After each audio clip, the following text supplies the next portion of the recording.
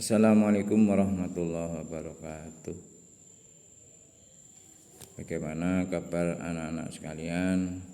Semoga anak-anak sekalian selalu dalam keadaan sehat walafiat dan tetap dalam lindungan Allah Subhanahu wa taala. Sebelum pelajaran kali ini saya mulai, mari kita berdoa dulu supaya anak-anak mendapatkan pelajaran ini mendapat hidayah dari Allah Subhanahu wa taala. Al-Fatihah. A'udzu billahi minasyaitonir rajim. Bismillahirrahmanirrahim. Alhamdulillahirabbil alamin arrahmanir rahim maliki yaumiddin. Iyyaka na'budu wa iyyaka nasta'in ihdinas siratal mustaqim siratal ladzina an'amta 'alaihim ghairil maghdubi 'alaihim waladdallin. Anak-anak sekalian, untuk kali ini Bapak ingin menyampaikan dan melanjutkan tema, yaitu tema 6. Temanya adalah peduli lingkungan. Sebelum menginjak pada pelajaran peduli lingkungan, sebaiknya kita melihat sejarah dulu. Anak-anak tentunya masih ingat bahwa kita merdeka pada tanggal 17 Agustus 1945, di mana waktu itu naskah proklamasinya dibacakan oleh Bapak Soekarno dan Bapak Muhammad Hatta di Jalan Pegangsaan Timur 56 Jakarta. Arti daripada proklamasi itu adalah bahwa bangsa Indonesia telah mengumumkan merdeka dan berdaulat. Itu wajib dihormati oleh negara-negara lain. Proklamasi itu merupakan puncak perjuangan daripada para pejuang Indonesia, baik yang sudah meninggal maupun yang masih hidup. Yang meninggal disebut pahlawan. Dan proklamasi merupakan awal terbentuknya negara kita, yaitu negara Indonesia. Sekarang kita tinggal mengisi kemerdekaan itu. Bagaimana caranya? Saya awali dengan anak-anak sebagai siswa, sebagai murid. Tentunya sekarang tidak berjuang melawan penjajah, tetapi mengisi kemerdekaannya, yaitu dengan cara belajar yang tekun. Artinya belajar dengan sungguh-sungguh. Apa yang kamu cita-citakan nanti akan tercapai. Anak-anak, bahwa negara kita merdeka itu merupakan cita-cita dan tujuan bangsa Indonesia, juga bangsa-bangsa di dunia. Karena bangsa yang merdeka itu artinya bangsa yang tidak dijajah oleh negara lain. Kita bebas menentukan nasib kita sendiri. Kita bebas menentukan nasib bangsa sendiri.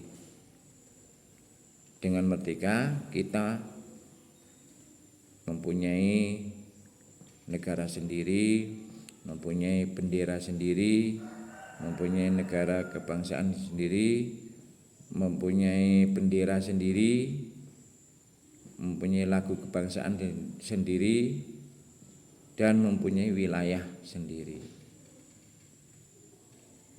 Oleh karena itu, kita wajib mengisinya kemerdekaan dengan hal-hal yang baik. Nah, apa hubungannya dengan tema peduli lingkungan kali ini? Baik, salah satu untuk mengisi kemerdekaan warga negara itu diharapkan peduli kepada lingkungan. Peduli lingkungan di sini artinya menjaga lingkungan, membersihkan lingkungan, mentaati peraturan, mentaati tata tertib di rumah, di masyarakat maupun di sekolah. Terutama anak-anak, para remaja, para pemuda. Ya. Anak-anak termasuk masih remaja. Nah, masa remaja anak-anak ini kenapa kok disebut para anak-anak disebut masih remaja? Remaja di sini artinya anak-anak bukan, dewasa belum. Nah ya, jadi kamu itu termasuk remaja. Tandanya apa? Ya kalau laki-laki misalnya dalam masa remaja nanti akan mengalami yang disebut masa pubertas. Yang laki-laki misalnya akan tumbuh kumis, kemudian suara membesar, kemudian dada makin bidang, kemudian mengalami mimpi basah. Itu bagi laki-laki, itu yang disebut masa pubertas. Sedangkan perempuan juga mengalami masa pubertas di usia remaja ini, yaitu yang pertama anak perempuan akan mengalami menstruasi atau datang bulan. Kemudian payudara mulai membesar. Kemudian pinggul mulai membesar. Itu tanda-tanda bahwa seorang perempuan mengalami masa pubertas. Itu di usia remaja. Nah, di usia remaja ini anak-anak juga wajib peduli lingkungan. Ya, kamu masih sekolah, tentunya di sekolah ada tata tertib, itu harus kamu patuhi. Itu salah satu peduli lingkungan. Kemudian membuang sampah di tempat sampah, ya. Kemudian menjalankan piket kelas, menyapu, ya, membersihkan papan tulis itu. Nah, selain itu juga pemerintah juga untuk mengisi kemerdekaan ini juga menerapkan pendidikan 9 tahun. Artinya seluruh warga wajib menempuh pendidikan 9 tahun, yaitu SD di 6 tahun ditambah SMP 3 tahun, itu wajib. Jadi anak-anak sekolahnya paling rendah harus lulus atau tamat SMP. Tujuannya apa? Tujuan pemerintah menerapkan pendidikan 9 tahun adalah agar seluruh warga masyarakat Indonesia menjadi cerdas, ya, menjadi cerdas. Jadi salah satunya adalah meningkatkan kecerdasan masyarakat. Sehingga kalau masyarakat cerdas, otomatis nanti akan meningkatkan kehidupan masyarakat. Nah, sesuai dengan pasal 31 ayat 2 Undang-Undang Dasar 1945, yaitu setiap warga negara wajib mengikuti pendidikan dasar dan pemerintah wajib membiayainya. Nah, anak-anak lihat sendiri sekarang sekolah-sekolah banyak yang gratis, mulai SD, mulai SMP, mulai SMA, sekolah gratis tidak bayar. Lain dengan bapak dulu. Bapak dulu itu sekolah SD masih membayar, SMP juga membayar, sekolah SPG juga membayar. Lalu sekarang tidak. Di samping itu juga pemerintah juga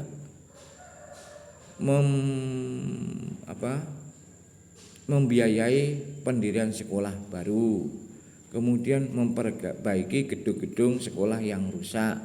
Itu salah satu upaya pemerintah meningkatkan kecerdasan masyarakat, sehingga kita tidak dikatakan masyarakat terbelakang. karena pendidikannya maju. Nah, kemudian terkait dengan lingkungan tadi, bahwa anak-anak perlu menjaga lingkungan di sekitar rumah, di sekitar sekolah, di sekitar lingkungan tempat tinggal. Ya, ini misalnya bisa mengelompokkan sampah. Ada dua macam sampah, satu sampah organik dan kedua sampah anorganik.